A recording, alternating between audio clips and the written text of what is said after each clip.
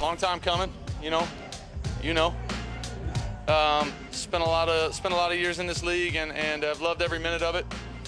I feel blessed to be able to play in this league for as long as I have. But I sure am happy for this opportunity for not only myself, but really so many guys in that locker room that deserve this too. So, and that's what it is. It's an opportunity, to go out there and win another one. I don't know that I ever, thought about, what I would be feeling at this moment. I probably just sat there and just wished I could be in those games. And I'm so happy that I've got the opportunity to be in them, and I'm gonna have an opportunity to be in another one that I've always wanted to play in. I don't know. I'm excited for these guys and looking forward for the opportunity. The poor Detroit Lions. I feel so bad for Lions fans. I'm sure plenty of them are excited that Matthew Stafford, who was their quarterback from 2009 through 2020, has found success somewhere else. But they had him for 12 years, and they couldn't win a playoff game. I saw a stat yesterday. Breaks it down perfectly. 0-3 in his career in the postseason with the Lions, 3-0 in 1 year in the postseason with the Rams. And that's what happens when you have a great coach. You got great talent. You got an organization that's doing everything they can to win. That's what happens. And you throw in a quarterback who, there was some question marks. Even yesterday there was some question marks. He was starting to look like late regular season Matthew Stafford at times yesterday. But legacy's on the line in the fourth quarter. Chris, down 10 points. Rams find a way to get it done. Yeah, I mean, the Rams, to me, they, dispelled, two myths or things that we were, wondering about yesterday, about the Rams football team, the final two questions we had to have answered. And the first one, was the toughness of their team. Can they stop the 49ers in their run game? And Shanahan, and how do you stop Aaron Donald as you run at him? And this is why the 49ers have won 6 straight against this football team. They have that aspect. Oh, the Rams, the front, those dudes, Von Miller, Aaron Donald, A'Shawn Robinson, Leonard Floyd, Von Miller, I mean, they said enough. I mean, they said no more 49ers run game. They put the game in Jimmy Garoppolo's hands, which we saw was Strugglesville on the offensive side of the ball. And then that 49ers defense, which is absolutely phenomenal. You're right. But the other part was, Matthew Stafford. The Rams won this game because of the toughness of their front seven on defense and because of Matthew Stafford. Period.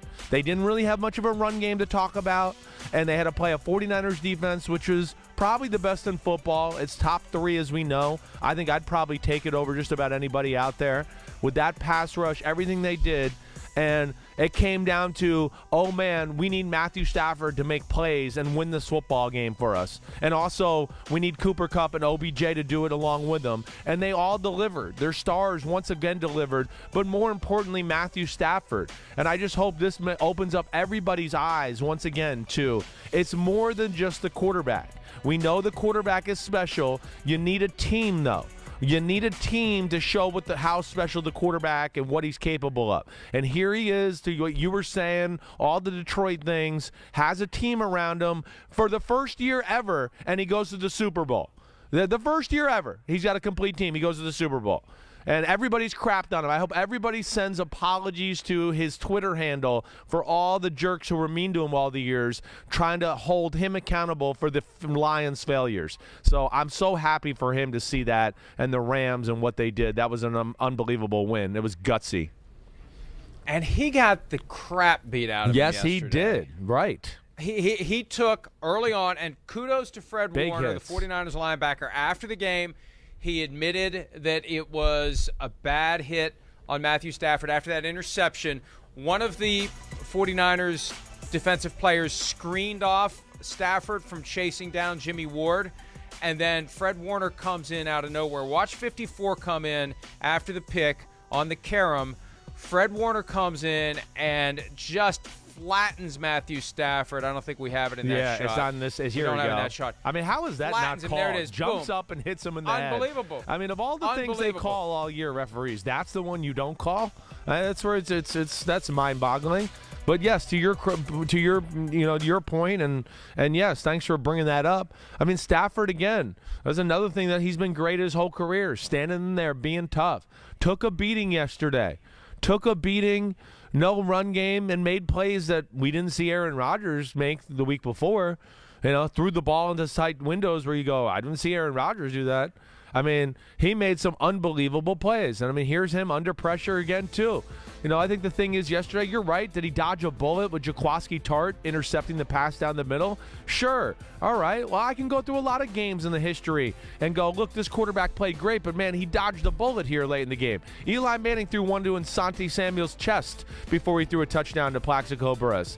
Joe Montana threw a pick right in the Bengals safety's chest right before he threw a Jonathan Taylor touchdown. There's your Jaquiski Tartt dropped interception. Mistake, but what do we always say with these mics? You see these type of plays where the defense makes a mistake. What happened after this? Oh, boom, boom, boom, and Stafford made them pay. You don't give the guy like that another chance, and that was a big moment in the football game, but didn't affect Stafford. He went pushed right through it, made some big throws right after it. It was a big moment, and Tartt, after the game, I was so impressed with his willingness to embrace it, to own it. He said, when the ball was in the air, I thought he effed up, and he said the word. I thought he effed up. We're going to win the game right here. Now, look, there was 9:55 left in the game. The Rams were down by 3. I don't know that the game was over. No, definitely not. I think it would have been difficult for the Rams to win it in regulation. Maybe their best play at that point would have been to force a tie and head to overtime. It would not have been the dagger like the Asante Samuel pick would have been. Yes, right. In Super Bowl 42. But it was huge. And Tartt said, those are moments of truth, and I failed in my moment of truth. I mean, it really was amazing to see the poise, the candor, and no excuse making. I mean, he owned it. He said, hey, all week long I dropped everything. I caught everything that came my way.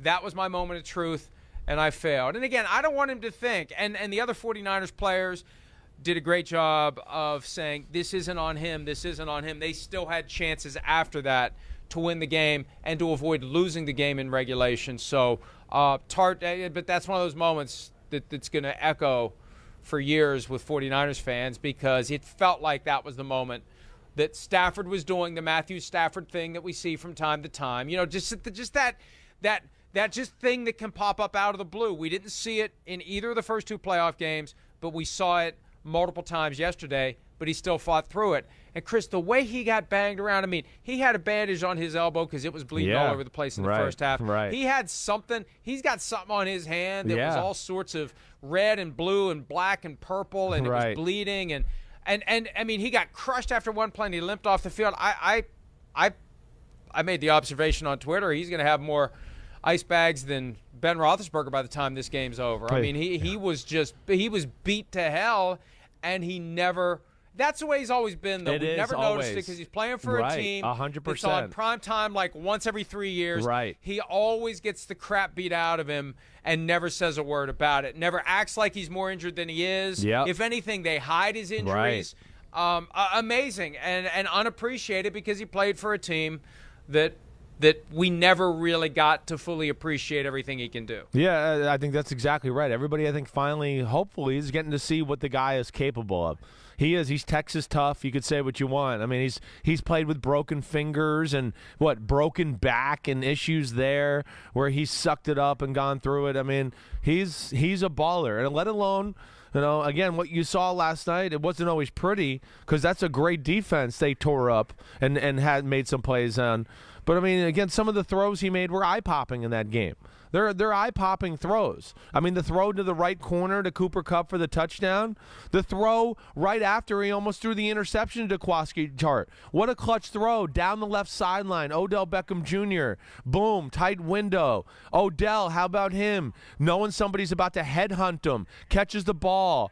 I mean, Jimmy Ward launches into him with the crown of his helmet. They get like 30-something yards on one play. After that, dropped interception. Just a huge momentum swing right there to where then they tie the football game. And I think ultimately within Stafford, his play, his composure, what he did for the football team in the offensive side, because come on, it was him, Cooper Kupp, and OBJ. They carried the squad on that side. And then the defense, ultimately finally getting the 49ers into a game where you can't just run on us at will.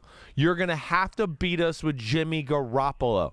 And as we saw there, that's the thing we always worried about with the 49ers. Hadn't happened in the playoffs, but it finally did, to where he had to make the plays. He had to make the throws. It wasn't going to be Shanahan coming up with trick, Deebo Samuel touchdown passes and reverses. And, even again, last night, one of their biggest plays was a screen play.